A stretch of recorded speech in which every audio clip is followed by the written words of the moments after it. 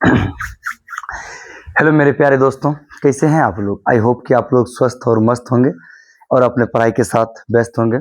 मैं सुमित कुमार आज लुसेंट का क्लास 3 लुसेंट के क्लास में आप सभी का स्वागत है। लुसेंट सीरीज में आज देखना है कि कहाँ से पढ़ाई स्टार्ट होता है। आज कोशिका का ही कुछ पार्ट बचा हुआ है। कोशिका कल थोड़ा सा ही हुआ था, उसके बाद लाइन थोड़ा कट गया था जिसके कारण हम वीडियो नहीं बना पाए थे। तो आज देखते हैं। यहीं तक पढ़ाए हुए थे, तारिका तक पढ़ा लिए थे। तारिका के बाद हम चलते हैं। तारिका के बाद तो देखते हैं। सबसे पहले हम कल जान चुके थे कि कोशिका क्या है। कोशिका के बारे में कुछ महत्वपूर्ण जानकारी ले चुके थे कि कोशिका किसे कहते हैं। मानव शरीर की रचनात्मक और क्रियात्मक इकाई को कोशिका कहते हैं। कोशिका का अध्ययन को साइटोलॉजी कहते हैं। और कोशिका की खोज जो किया था रॉबर्ट हुक ने 1665 ईस्वी में सबसे पहले मृत कोशिका की खोज किया था। और कोशिका विज्ञान का जनक भी रॉबर्ट हुक को कहा जाता है। जीवित कोशिका की खोज 1674 ईस्वी में एंटोइन लीeuwenhoek ने किया था। सबसे बड़ी कोशिका, सबसे छोटी कोशिका हमने देख लिए थे। सबसे बड़ी कोशिका जो था शुतुरमुर्ग का अंडा, सबसे छोटी कोशिका माइकोप्लाज्मा। और मानव शरीर की सबसे बड़ी कोशिका जो था वो था सबसे बड़ी कोशिका अंडाणु और सबसे छोटी कोशिका जो था शुक्राणु। और सबसे लंबी कोशिका तंत्र था। उसके बाद हम कोशिका झिल्ली, कोशिका भित्ति को देखते हुए हम ये जो है कोशिका भित्ति को देखते हुए आ गए थे तारिका, यानी कि तारिका तक हम पढ़ चुके थे। अंतःप्रद्रव जालिका से हम प्रारंभ करते हैं। यानी कि अंतःप्रद्रव जालिका किसे कहते हैं। कोशिका के जो कोशिका के केंद्रक के आसपास ही ये देखने को मिलता है अंतःप्रद्रव जालिका। यानी कि यूकेरियोटिक कोशिका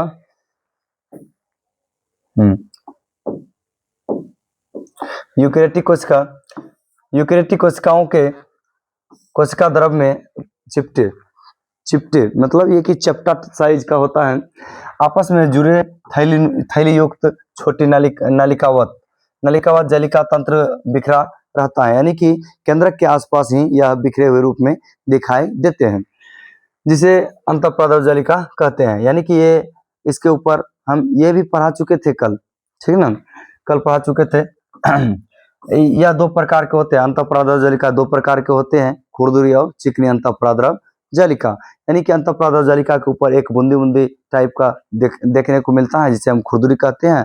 और उसके बगल में स्मूथली एकदम चिकनी दिखता है, उसे हम चिकनी अंतःप्रद्रव जालिका कहते हैं। प्रायः राइबोसोम अंतःप्रद्रव जालिका के बाहरी सतह पर चिपके रहते हैं। जिस अंतःप्रद्रव जालिका के सतह पर यह राइबोसोम मिलते हैं उसे हम खुरदुरी अंतःप्रद्रव जालिका कहते हैं। यानी कि अंतःप्रद्रव जालिका दो प्रकार के होते हैं। जहां पर राइबोसोम दिखाई देता है उसे हम खुरदुरी अंतःप्रद्रव जालिका कहते हैं। राइबोसोम की अनुपस्थिति पर अंतःप्रद्रव जालिका चिकनी लगती है, अतः इसे हम चिकनी अंतःप्रद्रव जालिका कहते हैं। यानी कि जहां पर अंतःप्रद्रव जालिका नहीं पाए जाते हैं वहां पर स्मूथली यानी कि चिकनी दिखाई देता है। जो कोशिका के प्रोटीन संश्लेषण एवं स्राव में सक्रिय भाग लेते हैं। यानी कि सक्रिय भाग लेते हैं किसमें, जो कि कोशिका में प्रोटीन संश्लेषण का कार्य करता है। कौन? राइबोसोम। राइबोसोम का मुख्य कार्य जो है प्रोटीन का संश्लेषण करना। ये क्वेश्चन कई बार एग्जाम में आ चुके हैं कि प्रोटीन का संश्लेषण कौन करता है, तो राइबोसोम ही प्रोटीन का संश्लेषण करता है। अंतःप्रद्रव जालिका बहुयात से मिलती है, यानी कि बहुत अधिक मात्रा में अंतःप्रद्रव जालिका मिलती है। और चिकनी अंतःप्रद्रव जालिका प्राणियों में लिपिड संश्लेषण के लिए मुख्य स्थल होते हैं। यानी कि प्राणियों में जो है लिपिड का संश्लेषण कौन करता है? लिपिड का संश्लेषण चिकनी अंतःप्रद्रव जालिका करता है। लिपिड की भौतिक स्टीरायड हार्मोन चिकने अंतःप्रद्रव जालिका में ही रहती हैं। यानी कि ये जो है लिपिड की भौतिक हार्मोन चिकनी अंतःप्रद्रव जालिका में ही रहते हैं। यानी कि ये जो है लिपिड, ये प्रकाश संश्लेषण में मुख्य स्थल होता है कौन? चिकनी अंतःप्रद्रव जालिका। यानी कि प्राणियों में लिपिड संश्लेषण का कार्य कौन करता है? चिकनी अंतःपरद जालिका। और प्रोटीन का संश्लेषण कौन करता है? राइबोसोम, जो कि खुरदुरी अंतःपरद जालिका के ऊपर चिपका हुआ रहता है।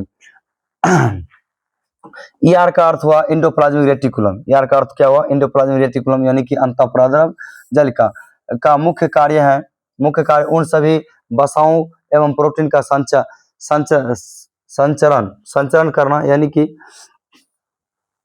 संचरण करना, जो कि विभिन्न झिल्लियों जैसे कोशिका झिल्ली, केंद्रक झिल्ली और आदि का निर्माण कर सके। यानी कि ये जो अंतःपरद जालिका क्या करता है? विभिन्न प्रकार के कोशिका झिल्ली और केंद्रक झिल्ली का निर्माण करता है। प्रोटीन और वसा के द्वारा ये जो काम करता है, कोशिका झिल्ली का निर्माण करता है। अंतःपरद जालिका का कार्य है कि कोशिका झिल्ली का निर्माण करना। सामान्यतः इसके द्वारा कोशिका द्रव और केंद्रक के विभिन्न भागों में पदार्थों का संचलन किया जाता है। यानी कि कोशिका के विभिन्न भागों में यह क्या करता है? एंडोप्लाज्मिक रेटिकुलम पदार्थ पहुंचाने का कार्य करता है। बोला कोशिका द्रव एवं केंद्रक के विभिन्न भागों में पदार्थों का क्या होता है? संचालन होता है। यानी कि यहाँ से विभिन्न भागों में कोशिका पहुंचने का कार्य करता है। और है राइबोसोम। अब है राइबोसोम। अभी तक में जो हम पढ़े हैं सबसे पहले कोशिका झिल्ली पढ़े, कोशिका भित्ति, कोशिका झिल्ली, उसके बाद तारिका, उसके बाद अंतःपरद जालिका। ये 4 टॉपिक हम कोशिका के अंदर कोशिकाओं के रूप में पढ़ चुके हैं। अब है नेक्स्ट कोशिकाओं जो है राइबोसोम। यह जो है सर्वप्रथम इसकी खोज जो हुआ था रोबिन्स और ब्राउन ने 1953 में पादप कोशिकाओं में तथा मतलब पादप कोशिकाओं में जो राइबोसोम का खोज हुआ था, सबसे पहले रोबिन्स ने किया था। सर्वप्रथम किसने किया था? रोबिन्स ने, तथा ई पिलाडे ने 1853 में जंतु कोशिका में राइबोसोम को देखा था। यानी कि सर्वप्रथम रोबिन्स ने पादप कोशिका में राइबोसोम को देखा, और जंतु में जो 1953 में देखा, वह जंतु में 1953 में देखा गया। 1958 में रॉबर्ट ने इसका नामकरण किया। यानी कि राइबोसोम का नामकरण जो किया रॉबर्ट ने किया, नामकरण किया। यह राइबोन्यूक्लिक एसिड नमक, अम्ल एवं प्रोटीन की बनी होती है। यानी कि राइबोसोम जो बना होता है राइबोन्यूक्लिक एसिड एवं प्रोटीन का बना होता है। राइबोसोम किसका बना होता है? राइबोन्यूक्लिक एसिड एवं प्रोटीन का बना होता है। इसका मुख्य जो कार्य है प्रोटीन का संश्लेषण में उपयुक्त प्रदान निभाती है, और प्रोटीन का क्या करता है? उत्पाद स्थल माना जाता है। यानी कि प्रोटीन जो उत्पन्न करता है, कौन करता है? राइबोसोम द्वारा प्रोटीन का उत्पादन होता है, इसलिए इसे प्रोटीन का फैक्ट्री भी कहा जाता है। यानी कि क्वेश्चन बहुत बड़ी मात्रा में बहुत अधिक समय से पूछा जा रहा है कि प्रोटीन का फैक्ट्री किसे कहा जाता है? तो प्रोटीन का फैक्ट्री जो है राइबोसोम को ही कहा जाता है। प्रोटीन का फैक्ट्री किसे कहा जाता है? राइबोसोम को कहा जाता है। राइबोसोम केवल कोशिका द्रव में ही नहीं बल्कि हरितलवक में और सूत्रकणिका, खुरदुरी अंतःपरद जालिका में भी पाया जाता है। राइबोसोम कई स्थान पर पाए जाते हैं, जो कि हरितलवक। राइबोसोम केवल कोशिका द्रव में ही नहीं, कोशिका द्रव के अलावा अन्य कई जगह पर पाए जाते हैं, जो कि हरितलवक और समसूत्रीकणिका और खुरदुरी अंतःपरद जालिका में भी देखने को मिलता है। यानी कि राइबोसोम 2 प्रकार के होते हैं, 70S राइबोसोम और 80S राइबोसोम। ये यूकेरियोटिक कोशिका में 80S राइबोसोम और प्रोकैरियोटिक कोशिका में 70S राइबोसोम पाए जाते हैं। यानी कि प्रोकैरियोटिक कोशिका में 70S राइबोसोम पाए जाते हैं, और यूकेरियोटिक कोशिका में 80S राइबोसोम पाए जाते हैं। यहाँ पर राइबो एस का मतलब हुआ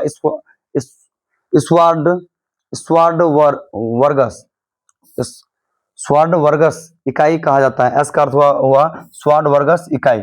अवसादन गुणांक को प्रदर्शित करता है। यानी कि ये एस जो है स्वार्ड वर्गस, ये है क्या करता है? अवसादन गुणांक को प्रदर्शित करता है। यह अप्रोक्ष रूप में आकार व घनत्व को व्यक्त करता है। यानी कि यह जो कोशिका के अंदर आकार और घनत्व को व्यक्त करता है, कौन व्यक्त करता है? तो 70S राइबोसोम और 80S राइबोसोम। नेक्स्ट, ये जो नोट लिखा हुआ है, ये बहुत ही VVI टॉपिक होता है। नोट से ही क्वेश्चन बहुत सारा देखने को मिलता है। नोट में है स्तनी के लाल रुधिर कण में राइबोसोम और अंतःपरद जालिका नहीं पाया जाता है। यानी कि RBC लाल रुधिर कण में राइबोसोम एवं अंतःप्रादर जालिका नहीं पाया जाता है। यानी कि आरबीसी एवं अंतःप्रादर जालिका लाल क्या स्तनधारी के लाल रुधिर कण में राइबोसोम एवं अंतःप्रादर जालिका नहीं पाया जाता है। स्तनधारी के प्राणी जो स्तनधारी प्राणी जितने भी हैं उसमें अंतःप्रादर जालिका नहीं पाए जाते हैं, अंतःप्रादर जालिका नहीं पाया जाता है। लाल रुधिर कण द्वारा प्रोटीन का संश्लेषण नहीं होता है, यानी कि आरबीसी द्वारा प्रोटीन का संश्लेषण नहीं होता है। नेक्स्ट टॉपिक है माइटोकॉन्ड्रिया किसे कहते हैं। माइटोकॉन्ड्रिया इस संपूर्ण कोशिका चैप्टर में माइटोकॉन्ड्रिया बहुत ही महत्वपूर्ण टॉपिक माना जाता है, जो कि कोशिका का बहुत ही पावरफुल टॉपिक माना जाता है। यानी कि माइटोकॉन्ड्रिया की खोज जो किया था अल्टमैन ने किया था। माइटोकॉन्ड्रिया खोज किसने किया था? अल्टमैन ने किया था 1886 ईस्वी में। बेंडा ने इसका नामकरण माइटोकॉन्ड्रिया दिया, यानी कि इसका नामकरण जो किया माइटोकॉन्ड्रिया का नामकरण किसने किया? तो बेंडा ने माइटोकॉन्ड्रिया की खोज जो किया है अल्टमैन ने किया है। माइटोकॉन्ड्रिया की खोज किसने किया है? अल्टमैन ने। और माइटोकॉन्ड्रिया का जो नामकरण किया है बेंडा ने क्या है? यह कोशिका का क्या है? श्वसन स्थल है, यानी कि इसे कोशिका का श्वसन स्थल कहा जाता है। कोशिका के अंदर जो श्वसन का कार्य होता है माइटोकॉन्ड्रिया के द्वारा ही किया जाता है। कोशिका में इसकी संख्या निश्चित नहीं होती है, यानी कि माइटोकॉन्ड्रिया की संख्या निश्चित कोशिका के अंदर नहीं होता है। कोशिका के अंदर कई मात्रा बहुत सारी संख्या में माइटोकॉन्ड्रिया देखने को मिलता है, निश्चित नहीं होता है। उपयुक्त कार्बनिक पदार्थ का ऑक्सीकरण माइटोकॉन्ड्रिया में ही होता है, यानी कि कई प्रकार के जो पदार्थ पाए जाते हैं कार्बनिक पदार्थ, उसका जो है ऑक्सीकरण माइटोकॉन्ड्रिया में ही होता है। कई प्रकार के कार्बनिक पदार्थ पाए जाते हैं कोशिका के अंदर, कई प्रकार के कार्बनिक पदार्थ पाए जाते हैं और जिसका कि ऑक्सीकरण कहाँ होता है? माइटोकॉन्ड्रिया में होता है, जिससे काफी मात्रा में ऊर्जा प्राप्त होता है। यानी कि माइटोकॉन्ड्रिया सबसे ज्यादा वीवीआई क्वेश्चन है कि ऊर्जा प्राप्त किससे होता है? माइटोकॉन्ड्रिया से। और श्वसन स्थल किसे कहा जाता है? कोशिका का श्वसन स्थल माइटोकॉन्ड्रिया को। माइटोकॉन्ड्रिया का नामकरण बेंडा ने किया था, माइटोकॉन्ड्रिया की खोज अल्टमैन ने 1886 ईस्वी में किया था। इसकी संख्या निश्चित नहीं होती है और कार्बनिक पदार्थ का ऑक्सीकरण माइटोकॉन्ड्रिया में होता है, जिससे काफी मात्रा में ऊर्जा प्रदान करती हैं। यानी कि माइटोकॉन्ड्रिया काफी ज्यादा मात्रा में ऊर्जा प्रदान करती हैं, इसलिए कोशिका का शक्ति केंद्र माइटोकॉन्ड्रिया को कहा जाता है। पावर हाउस ऑफ सेल भी माइटोकॉन्ड्रिया को ही कहा जाता है। माइटोकॉन्ड्रिया के आंतरिक झिल्ली में डीएनए का संश्लेषी कार्य रासायनिक अभिक्रिया में होती है। यानी कि डीएनए खुद का डीएनए होता है, माइटोकॉन्ड्रिया के अंदर खुद का डीएनए होता है। माइटोकॉन्ड्रिया को कोशिका का ऊर्जागृह कहा जाता है, शक्ति केंद्र कहा जाता है, बिजली घर भी कहा जाता है। और माइटोकॉन्ड्रिया में श्वसन स्थल होता है। माइटोकॉन्ड्रिया की संख्या निश्चित नहीं होती है। माइटोकॉन्ड्रिया का नामकरण बेंडा ने किया था और माइटोकॉन्ड्रिया खोज अल्टमैन ने किया था। ये बहुत ही वीवीआई क्वेश्चन है इस टॉपिक में। और डीएनए का संश्लेषण भी माइटोकॉन्ड्रिया में होता है, खुद का डीएनए माइटोकॉन्ड्रिया के पास होता है। माइटोकॉन्ड्रिया एक दोहरी झिल्ली की होती है। माइटोकॉन्ड्रिया संपूर्ण कोशिका में तीन ऐसा कोशिकांग है जो कि दोहरी झिल्ली का होता है। माइटोकॉन्ड्रिया और केंद्रक और हरित लवक, ये तीनों जो है दोहरी झिल्ली की होती हैं।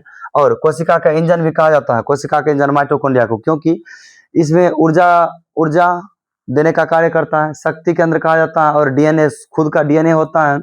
और इसमें शोषण होता है, काफी मात्रा में ऊर्जा देता है और कार्बनिक पदार्थों का ऑक्सीकरण भी होता है। इसे यूकेरियोटिक कोशिका के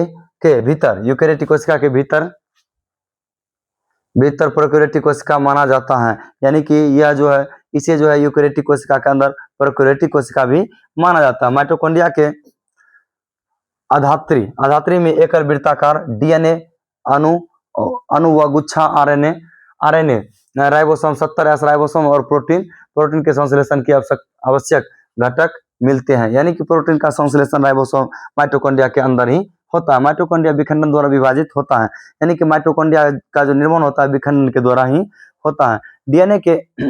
डीएनए केंद्रक के अलावा माइटोकॉन्ड्रिया एवं हरित लवक में पाया जाता है।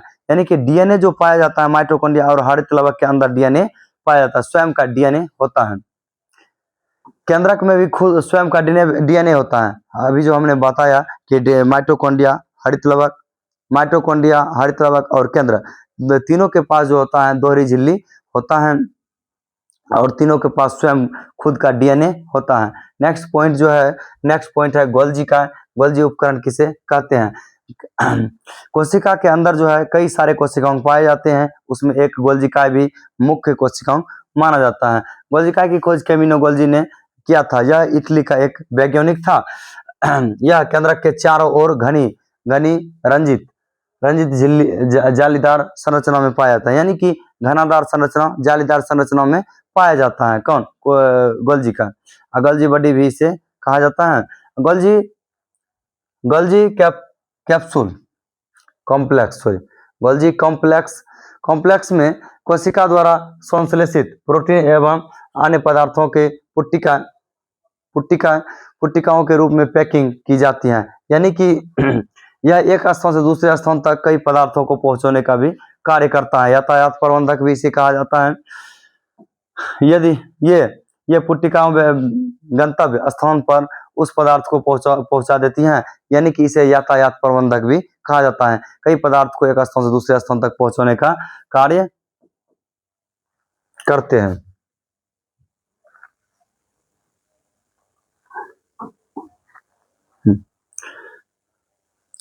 एक स्थान से दूसरे स्थान पहुंचाने का कार्य करता है। तो उस पदार्थ वाली पुट्टिकाएं उसे कोशिका झिल्ली के मध्य से बाहर निकलवा देता है। इस प्रकार गोल्जिकाय को हम कोशिका के अणु यानी कि यातायात प्रबंधक भी कहते हैं। कई पदार्थ को एक स्थान से दूसरे स्थान तक पहुंचाने का कार्य करता है गोल्जिकाय के द्वारा। ये कोशिका भित्ति एवं लाइसोसोम का निर्माण भी करता है, यानी कि लाइसोसोम का निर्माण कौन करता है? गोल्जिकाय ही करता है, जो कि केंद्रक के आसपास पाए जाते हैं। गोल्जिकाय के कॉम्प्लेक्स में साधारण शर्करा से कार्बोहाइड्रेट का संश्लेषण होता है, जो कि राइबोसोम में निर्मित प्रोटीन से मिलकर क्या करता है?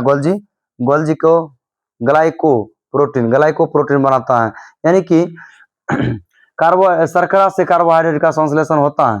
गोल्जिकाय कैप्सूल में साधारणतः शर्करा से कार्बोहाइड्रेट का संश्लेषण होता है, जो क्या करता है? राइबोसोम में निर्मित प्रोटीन से मिलकर ग्लाइकोप्रोटीन बनाता है। गोल्जिकाय ग्लाइकोलिपिड का भी निर्माण करता है। गोल्जिकाय का जो काम है यातायात प्रबंधक बनाना और लाइसोसोम का निर्माण करना, और लिपिड क्या करता है? लिपिड का निर्माण करता है और लाइसोसोम का भी निर्माण यही करता है। गोल्जिकाय का खोज कैमिनो गोल्जी ने किया है। गोल्जिकाय का खोज किसने किया है? कैमिनो गोल्जी ने किया है। अब नेक्स्ट पॉइंट है लाइसोसोम। यहाँ स्पष्ट रूप से नहीं दिखाई दे रहा होगा, इसके लिए हम माफी चाहते हैं। लाइसोसोम की खोज डी डुबे ने किया था। यह क्वेश्चन कई सारे एग्जाम में आ चुके हैं कि लाइसोसोम का खोज किसने किया था। तो लाइसोसोम की खोज डी डुबे ने किया है।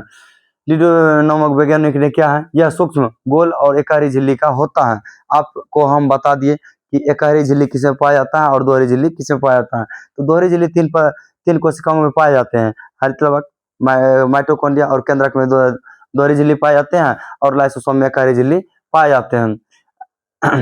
एकहरी झिल्ली से घिरा एक थैली जैसी संरचना होती है। इसका निर्माण समेष्टन विधि द्वारा गोल्जिकाय में होता है, यानी कि इसका भी निर्माण कौन होता है? गोल्जिकाय में होता है। लाइसोसोम में सभी प्रकार के जल अपघट्य इंजन जैसे हाइड्रोलेजेज, लाइपेज और प्रोटोसेज कार्बोहाइड्रेट मिलते हैं, जो अम्लीय परिस्थितियों में सर्वाधिक सक्रिय होता है, यानी कि ये सभी जो है अम्लीय प्रवृत्ति में काफी सक्रिय भूमिका निभाती हैं। इसे एंजाइम कार्बोहाइड्रेट, प्रोटीन, लिपिड और न्यूक्लिक अम्ल आदि के पाचन में समक्ष होता है, यानी कि ये जो है लाइसोसोम, इसे आत्मघाती थैली भी कहा जाता है, क्योंकि ये कई प्रकार के प्रोटीन, कार्बोहाइड्रेट और लिपिड का भी पाचन करता है। इसे आत्मघाती थैली भी कहा जाता है, क्योंकि यह जो डेड सेल हो जाता है उसे यह क्या करता है? मृत कोशिकाओं को अपने अंदर पाचित कर लेता है। नेक्स्ट जो है स्तनधारियों के लाल रक्त कणिका में लाइसोसोम नहीं पाए जाते हैं, यानी कि आरबीसी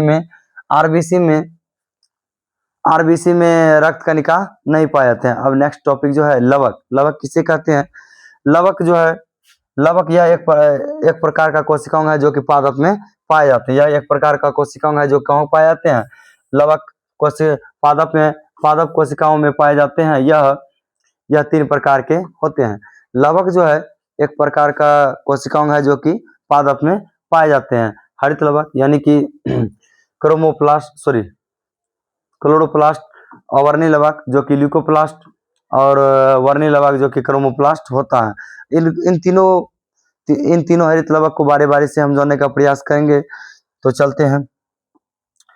कोशिका का लगभग टॉपिक खत्म ही हो चुका है, ये भी पादप कोशिका के अंतर्गत आते हैं। हरित लवक यानी कि क्लोरोप्लास्ट किसे कहते हैं? हरित लवक यानी कि क्लोरोप्लास्ट किसे कहते हैं? यह एक हरा रंग देता है, यानी कि हरा रंग का होता है। यह पत्तियों में पाया जाता है क्योंकि इसके अंदर एक हरे रंग का पदार्थ पर्णहरित यानी कि क्लोरोफिल होता है। इसी की सहायता से पौधे प्रकाश संश्लेषण करता है, यानी कि पौधे के अंदर जो पौधे के पत्तियों में जो प्रकाश संश्लेषण की प्रक्रिया होती है वो हरित लवक के कारण ही होती है। उसके अंदर पत्ती में पर्णहरित यानी कि क्लोरोफिल पाया जाता है।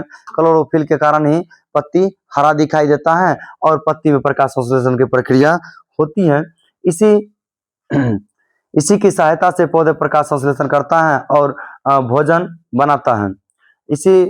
इसलिए हरित लवक को पादप की रसोई घर भी कहा जाता है, यानी कि पादप का रसोई घर किसे कहा जाता है? तो हरित लवक को कहा जाता है। पौधे का हरा रंग किसके कारण होता है? तो हरित लवक के कारण होता है। पौधे के पत्ती का हरा रंग हरित लवक के कारण, पर्णहरित या क्लोरोफिल के कारण ही होता है। यह क्या करता है? पौधे में प्रकाश संश्लेषण की क्रिया कराता है। कौन? हरित लवक। और भोजन इसके ही द्वारा बनता है। और यह हरित लवक को पादप कोशिका का रसोई घर भी कहा जाता है। इसमें राइबोसोम पाया जाता है और क्लोरोप्लास्ट में डीएनए और आरएनए दोनों उपस्थित रहता है। स्वप्रकृति के लिए योग्य बनाती हैं, यानी कि प्रकृति के लिए यह क्या करता है? योग्य बनाती हैं। क्लोरोफिल में मैग्नीशियम एवं क्लोरोप्लास्ट में मैग्नीज और लोहा और कॉपर यानी कि तांबा भी पाया जाता है। तांबा जैसे तत्व पाए जाते हैं, यानी कि क्लोरोफिल में कई सारे तत्व पाए जाते हैं। मैग्नीशियम और लोहा, ये सभी कॉपर जैसे तत्व क्लोरोफिल में पाए जाते हैं। मुख्य रूप से मैग्नीशियम जो है क्लोरोफिल में प्रकाश संश्लेषण के लिए उत्तरदायी होता है। पत्तियों का पीला उनमें केराटिन के निर्माण होने के कारण होता है, यानी कि पत्तियों का पीला रंग किसके कारण होता है? तो केराटिन के कारण होता है। अवर्णी लवक यानी कि ल्यूकोप्लास्ट किसे कहते हैं? ल्यूकोप्लास्ट अवर्णी लवक यह जो है रंगहीन लवक होता है और वर्णी लवक रंगीन लवक होता है, यानी कि रंगहीन होता है। यह क्या होता है? यह रंगहीन होता है।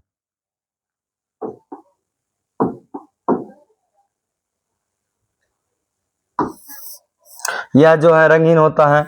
यह पौधे के उन भागों में पाया जाता है जहां पर पाया जाता है जो सूर्य प्रकाश से वंचित हो जाता है, यानी कि पौधे के उन भागों में पाया जाता है जहां की सूर्य प्रकाश नहीं पहुंच पाती है, वहां पर अवर्णी लवक पाए जाते हैं। ये जड़ों और भूमिगत तनों में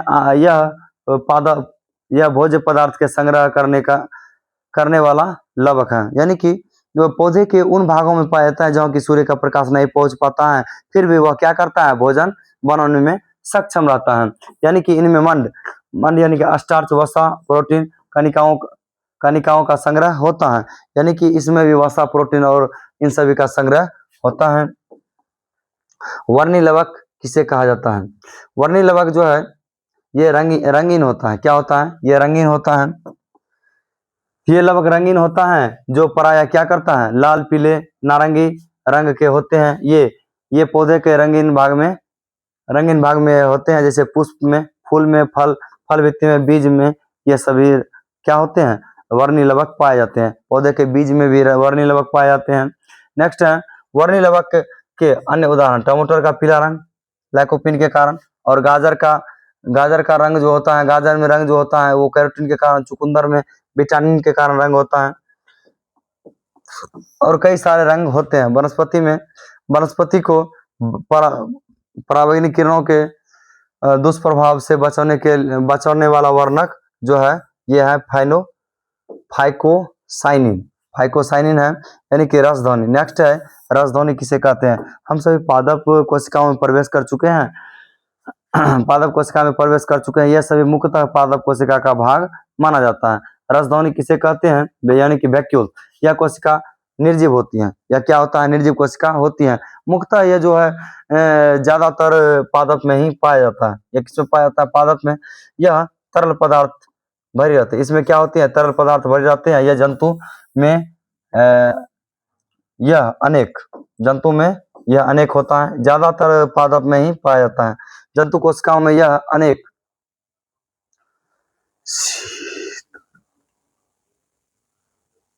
एवं बहुत छोटी होती हैं। यानी कि पहले ही हम बता दिए थे कि जंतु में कम होता है लेकिन पादप में ज्यादा होता है। यह पादप कोशिका में यह कोशिका 90% स्थन घेरता है। यानी कि जंतु कोशिका में कम मात्रा में होती हैं और पादप कोशिका में अधिक मात्रा में यह होती है। रसध्वनि एकल झिल्ली से आवृत्ति होती है। यानी कि हमने अभी पहले ही बताया कि लाइसोसोम भी एकल झिल्ली वाला होता है और रसध्वनि भी एकल झिल्ली वाला होता है, एकल झिल्ली से घिरा होता है। इसे हम टूनोप्लास्ट कहते हैं। इसे हम क्या कहते हैं, यह क्वेश्चन बहुत ही वीवीआई है। टूनोप्लास्ट किसे कहते हैं, रसध्वनि को हम टूनोप्लास्ट भी कहते हैं। अमीबा में कर्म संकुचनशील रसध्वनि उत्सर्जन के लिए महत्वपूर्ण है। अमीबा जो है एक प्रकार के सूक्ष्म जीव है, जो कि एक कोशिकीय जीव है, जो क्या है, अमीबा में संकुचनशील रसध्वनि उत्सर्जन के लिए कार्य करता है। यानी कि बेकार पदार्थ को निकालने के लिए उत्सर्जन का कार्य कौन करता है, टूनोप्लास्ट यानी कि रसध्वनि। यह है केंद्रक। आप सबको अगर स्पष्ट रूप से दिखाई नहीं दे रहा है उसके लिए माफी चाहते हैं, लेकिन अपने पास लूसेंट अवश्य रखिए, लूसेंट से आप सभी को पढ़ने में आसानी होगी। केंद्रक, ये इसका खोज रॉबर्ट हुक ने केंद्रक की खोज की थी। केंद्रक की खोज रॉबर्ट ब्राउन ने क्या है, केंद्रक की खोज किसने किया है, रॉबर्ट ब्राउन ने। यह कोशिका का सबसे महत्वपूर्ण कोशिकांग है। इसे केंद्रक को कोशिका का बहुत ही महत्वपूर्ण कोशिकांग माना जाता है। यह जो है इसकी खोज रॉबर्ट ब्राउन ने किया है। यह कोशिका का प्रबंधक के समान कार्य करता है। यानी कि कोशिका मैनेजमेंट का कार्य जो करता है वो कौन है, वो केंद्रक है। कोशिका का मैनेजमेंट का कार्य कौन करता है, ये केंद्रक करता है। केंद्रक द्रव्य में धागे जैसे संरचना पाई जाती है। केंद्रक द्रव्य में धागे नुमा पदार्थ जाल के रूप में बिखरे रहते हैं, जिसे क्रोमेटिन कहते हैं। यानी कि केंद्रक के अंदर जो धागे नुमा संरचना पाए जाते हैं, जिसे हम क्या कहते हैं, क्रोमेटिन कहा जाता है। ये क्रोमेटिन बहुत ही वीवीआई, कई बार क्वेश्चन ये पूछ चुका है कि क्रोमेटिन किसे कहते हैं, या केंद्रक के अंदर में जो धागे नुमा संरचना होता है उसे हम क्या कहते हैं, तो उसे हम क्रोमेटिन कहते हैं। क्रोमेटिन नाम फ्लेमिंग ने दिया था। क्रोमेटिन नाम किसने दिया था, फ्लेमिंग ने। केंद्रक की खोज रॉबर्ट ब्राउन ने किया था, और फ्लेमिंग ने क्या किया था, फ्लेमिंग ने क्रोमेटिन की खोज नाम दिया था। यह प्रोटीन और हिस्टोन डीएनए का बना होता है। यह क्वेश्चन काफी वीवीआई सबसे ज्यादा वीवीआई क्वेश्चन है कि क्रोमेटिन किसका बना होता है, तो हिस्टोन नामक प्रोटीन का बना होता है और डीएनए का बना होता है। और क्रोमेटिन का नाम किसने दिया था, फ्लेमिंग ने। क्रोमेटिन कहाँ पाया जाता है, तो केंद्रक के अंदर पाया जाता है। क्रोमेटिन का आकार कैसा होता है, धागे नुमा संरचना होता है। कोशिका विभाजन के समय क्रोमेटिन सिकुड़कर अनेक मोटे छोटे धागे में के रूप में संगठित हो जाते हैं। यानी कि कोशिका विभाजन के समय यह क्या होता है, दिखाई देता है, और यह छोटा हो जाता है, सिकुड़कर छोटा हो जाता है और मोटा हो जाता है। इन धागों में गुणसूत्र, इन धागों को हम क्या कहते हैं, गुणसूत्र कहते हैं। यानी कि यह जो छोटा हो जाता है और मोटा हो जाता है, सिकुड़कर क्रोमेटिन कोशिका विभाजन के समय, जब कोशिका विभाजित होता है तो उस समय क्रोमेटिन क्या होता है, छोटा हो जाता है और मोटा हो जाता है। इसे हम क्या कहते हैं, गुणसूत्र। या क्या करता है, धागे को गुणसूत्र कहते हैं। मतलब यह जो इसका जो संगठित रूप होता है, क्रोमेटिन का संगठित रूप जो होता है उसे हम क्या कहते हैं, गुणसूत्र कहते हैं। प्रत्येक जाति के जीवधारियों जाति के जीवधारियों में सभी कोशिकाओं के केंद्रक में गुणसूत्र की संख्या निश्चित होती है। जो मानव में जो 23 जोड़ी गुणसूत्र पाए जाते हैं, चिंपैंजी में 24 जोड़ी गुणसूत्र पाए जाते हैं, लेकिन बंदर में 21 जोड़ी गुणसूत्र पाए जाते हैं। इस प्रकार कई प्रकार के जीवों में कई प्रकार के गुणसूत्र पाए जाते हैं। सभी जीवों में गुणसूत्र की संख्या अलग अलग होती है। प्रत्येक गुणसूत्र में जेली के समान एक गाढ़ा भाग होता है। यानी कि आप सबको हम पहले ही बता दिए कि गुणसूत्र जो है, गुणसूत्र कहाँ होता है, क्रोमेटिन के अंदर पाए जाते हैं। यानी कि धागे नुमा संरचना होती है जो कि कोशिका विभाजन के समय दिखाई देता है। गाढ़े भाग में होता है जिसे हम मैट्रिक्स कहते हैं। यानी कि ये जो जेली नुमा संरचना होता है क्रोमोसोम के अंदर, गुणसूत्र के अंदर क्रोमेटिन केंद्रक के अंदर जो एक द्रव चिपचिपा पदार्थ पाया जाता है उसे हम क्या कहते हैं, मैट्रिक्स कहते हैं। मैट्रिक्स में दो परस्पर लिप्ट महीन कुंडली सूत्र दिखाई पड़ते हैं जिसे हम क्रोमोनीमाटा कहते हैं। यानी कि धागे नुमा संरचना दिखाई देता है। वो जो गुणसूत्र होते हैं उसके अंदर धागे नुमा मैट्रिक्स में परस्पर दो धागे महीन धागे कुंडली नुमा संरचना दिखाई देता है। ऐसा संरचना दिखाई देता है, इसे हम क्या कहते हैं, इसे हम क्या कहते हैं, गुणसूत्र।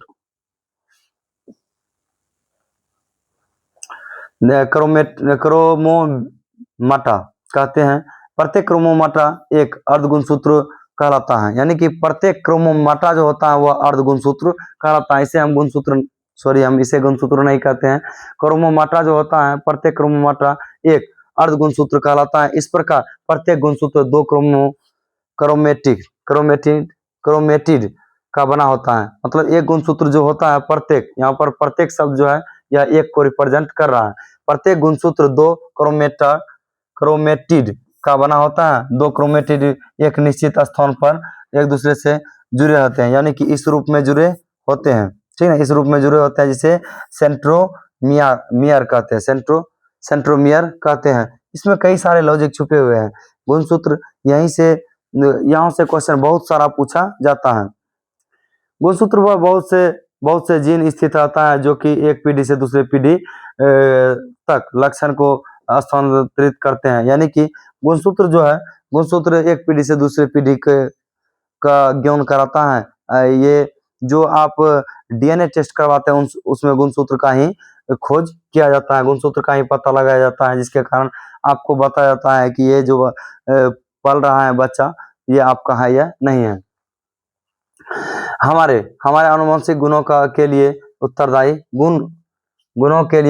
होता है। ये गुणसूत्र जो है हमारे आनुवंशिक गुणों के लिए बहुत ही उत्तरदायी होता है, क्योंकि ये जीन गुणसूत्र पर स्थित होते हैं एवं गुणसूत्र के माध्यम से पीढ़ी दर पीढ़ी स्थानांतरित होता है। इसलिए गुणसूत्र को वंशागति का वाहक कहा जाता है। यानी कि गुणसूत्र जो है एक वंश से दूसरे वंश का वाहक भी माना जाता है। क्रोमेटिन के अलावा केंद्रक में एक सघन गोल संरचना दिखाई पड़ती है जिसे हम केंद्रिका कहते हैं।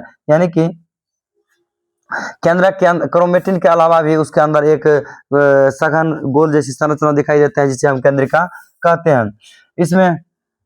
इसमें राइबोसोम के लिए आरएनए का संश्लेषण करता है। राइबोसोम के लिए क्या करता है, आरएनए का संश्लेषण करता है। नोट में देखिए, नोट जो होता है बहुत ही वीवीआई होता है। नोट में दिया है गुणसूत्र का वंशागत सिद्धांत जो दिया है सूटन एवं बोबरी ने दिया है। ये क्वेश्चन काफी बहुत ज्यादा वीवीआई माना जाता है, बहुत बार कई सारे एग्जाम में पूछा गया है। नेक्स्ट है डीएनए और आरएनए की संरचना। डीएनए की आनुवंशिक मात्रा केंद्रक में होता है। यानी कि डीएनए जो पाया जाता है, कहाँ पाया जाता है, केंद्रक में पाया जाता है। यद्यपि इसकी कुछ मात्रा माइटोकॉन्ड्रिया तथा हरित लवक में भी मिलता है। यानी कि इसकी कुछ मात्रा, डीएनए की कुछ मात्रा भी आपको हम बता दिए थे। केंद्रक के अलावा माइटोकॉन्ड्रिया और हरित लवक में भी डीएनए पाया जाता है। केंद्रक, माइटोकॉन्ड्रिया, केंद्रक और हरित लवक, ये जो है तीनों क्या है, तीनों दोहरी झिल्ली की कोशिकाएं हैं। डीएनए पॉलीन्यूक्लियोटाइडस न्यूक्लियोटाइड्स होते हैं। इसमें डीएनए दो प्रकार के होते हैं, न्यूक्लियोटाइड्स और फास्फेट। ये है सिंगल और बेस होता है, यानी कि क्षारीय होता है। क्षार जो होता है, क्षार जो होता है डीएनए में उपस्थित क्षार 4 प्रकार के होते हैं। डीएनए में 4 प्रकार के क्षार पाए जाते हैं। डीएनए में कितने प्रकार के क्षार पाए जाते हैं? 4 प्रकार के क्षार डीएनए में पाए जाते हैं। ये अभी रात का समय है, क्यों, इसीलिए हमें कीड़ा तंग करता है, ठीक ना। मेरे पास उतना ज्यादा व्यवस्था नहीं है, फिर भी हम प्रयास कर रहे हैं बेहतर करने का। प्रयास करने के बाद ही सफलता मिलता है, इसलिए आप सब भी लगातार प्रयास करते रहिए। हम भी जो इतना दूर पहुंचे हैं, प्रयास के बदौलत ही पहुंचे हैं। लगातार प्रयास करते रहे तो हम यहाँ तक आए हैं। आप भी प्रयास करते रहिए, कोशिश करने वाले की कभी हार नहीं होती है। चलते हैं क्षार, यानी कि डीएनए में उपस्थित क्षार 4 प्रकार के होते हैं। क्षार कितने प्रकार के होते हैं? डीएनए में 4 प्रकार के क्षार पाए जाते हैं। एडेनिन, ग्वानिन और थाइमिन। ये जो है साइटोसिन, यानी कि ये 4 प्रकार के। ग्वानिन जो एडमिन जो होता है, एडेनिन, ये ए से डबल बॉन्ड ए होता है, और इन सभी को दर्शाया जाता है। ये एक सिंबल है, इसके द्वारा ही दर्शाया जाता है। डीएनए में अनुसंख्या के आधार पर एडेनिन सदैव क्या होता है? थाइमिन से साइटोसिन सदैव ग्वानिन से जुड़ा रहता है, यानी कि एक दूसरे से ये चारों क्षार एक दूसरे से क्या होता है? जुड़े रहते हैं। एडेनिन थाइमिन के बीच में 2 हाइड्रोजन पाए जाते हैं। ये जो आप सभी ने अगर कभी भी डीएनए को किसी भी बुक में देखा होगा तो ऐसा देखा होगा, इनके बीच में ये संरचना पाए जाते हैं। इस प्रकार की संरचना देखने को मिलता है। इनमें ही ए डी इसी प्रकार ये सजाया रहता है। यही बोल रहा है, ये एक दूसरे से जुड़े रहते हैं। इनके बीच में 2 हाइड्रोजन आबंध होता है। साइटोसिन और ग्वानिन के बीच में भी 3 हाइड्रोजन आबंध होता है। ये इस प्रकार हाइड्रोजन बॉन्ड बनाता है। इसी प्रकार के बनते हैं जो आपको हमने दिखाया। 1953 में जेडी वाटसन और क्रिक ने डीएनए के द्विकुंडली मॉडल को द्विकुंडली मॉडल के संरचना का प्रतिपादन किया। यह क्वेश्चन कई बार पूछा जा चुका है कि डीएनए का द्विकुंडली मॉडल किसने दिया था? तो वाटसन एवं क्रिक ने दिया है। वाटसन एवं क्रिक ने द्विकुंडली मॉडल, डीएनए का द्विकुंडली मॉडल की संरचना किसने दिया है? तो वाटसन एवं क्रिक ने दिया है। कॉम के लिए उन्हें 1962 में नोबेल पुरस्कार से भी नवाजा गया, यानी कि नोबेल पुरस्कार उसे दिया गया। किसे? वाटसन और क्रिक ने। देखिए, क्वेश्चन वही पूछा जाता है जिसमें कि व्यक्ति को सफलता मिला है और अच्छी सफलता मिला है, जिसमें कि किसी प्रकार का पुरस्कार दिया गया है। वही क्वेश्चन बार बार एग्जाम में पूछे जाते हैं। ये देखिए, ये क्वेश्चन पीबीआई होने का वजह यह है कि 1962 में नोबेल पुरस्कार ये डीएनए की खोज के लिए वाटसन और क्रिक को द्विकुंडली मॉडल के लिए ही नोबेल पुरस्कार मिला है, इसीलिए ये क्वेश्चन बीबीआई हो जाता है। फोटो 51 डीएनए की एक्सरे विवर्तन छवि है, जिसे हम 1952 में किंग्स कॉलेज लंदन में रोजलिंड फ्रैंकलिन और रेमंड गोसलिंग द्वारा लिया गया था। इस चित्र में ये सब कोई खास बीबीआई ने नहीं लगता हमको। इस चित्र का नाम फोटो 51 रखा गया। इस चित्र का नाम क्या रखा गया? फोटो 51, क्योंकि फ्रैंकलिन द्वारा लिया गया 51वां विवर्तन फोटोग्राफ था। इसलिए इससे वैज्ञानिकों को डीएनए की त्रिआयामी संरचना को समझाने में मदद मिला। यह चित्र डीऑक्सी राइबोन्यूक्लिक एसिड के द्विगुणित संरचना को प्रदर्शित करता है। नेक्स्ट है डीएनए। अब डीएनए के बाद आरएनए कितने प्रकार के होते हैं? समाप्त ही हो जाएगा डीएनए और आरएनए। चलिए देख ही लेते हैं। डीएनए का कार्य है सभी आनुवंशिक क्रियाओं को संरचना करता है। जीन इसकी इकाई है, यानी कि डीएनए की इकाई को क्या कहते हैं? जीन कहते हैं। डीएनए की इकाई को जीन कहते हैं। यह प्रोटीन का संश्लेषण को नियंत्रित करते हैं, यानी कि जीन का जो कार्य है प्रोटीन के संश्लेषण को नियंत्रित करता है। प्रयोगशाला में सर्वप्रथम डीएनए का संश्लेषण हरगोविंद खुराना ने किया था। यह क्वेश्चन कई बार पूछा जा चुका है कि प्रोटीन का प्रयोगशाला में सर्वप्रथम प्रोटीन का संश्लेषण किसने किया था? हरगोविंद खुराना ने। अब नेक्स्ट पॉइंट जो है आरएनए का निर्माण कैसे होता है। आरएनए का निर्माण कैसे होता है? ये जो क्लास लिया गया है, ये क्लास दिया जा रहा है, प्रोवाइड किया जा रहा है मेरे द्वारा, तो इसमें सिर्फ लुसेंट ही पढ़ाया जाएगा। नेक्स्ट आप सबके लिए जो क्लास का बंदोबस्त किया जाएगा उसमें केजीएस के जो बुक आए हुए हैं बायोलॉजी, हिस्ट्री, पॉलिटी अलग अलग प्रकार के, वो आपको ये लुसेंट पढ़ाने के बाद ही नेक्स्ट क्लास में मिलेगा आपको। आरएनए का निर्माण, डीएनए से ही आरएनए का निर्माण, आरएनए का संश्लेषण होता है, यानी कि डीएनए के द्वारा ही आरएनए का संश्लेषण होता है। इस क्रिया में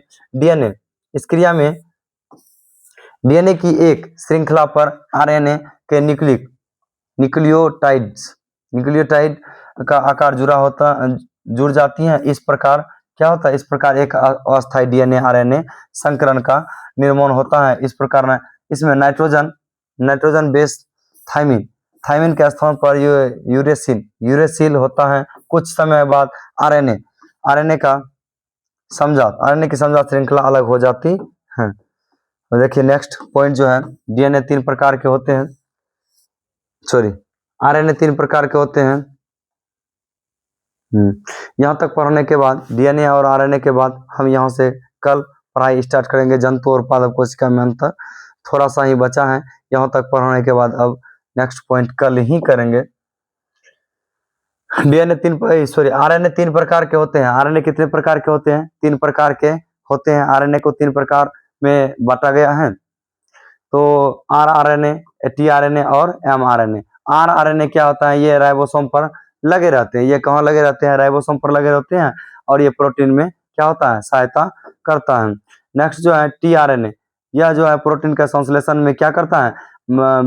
प्रोटीन के संश्लेषण में विभिन्न प्रकार के अमीनो अम्ल को राइबोसोम पर लाते हैं, यानी कि यह जो है राइबोसोम पर लगे रहते हैं। आरएनए कहाँ पाए जाते हैं?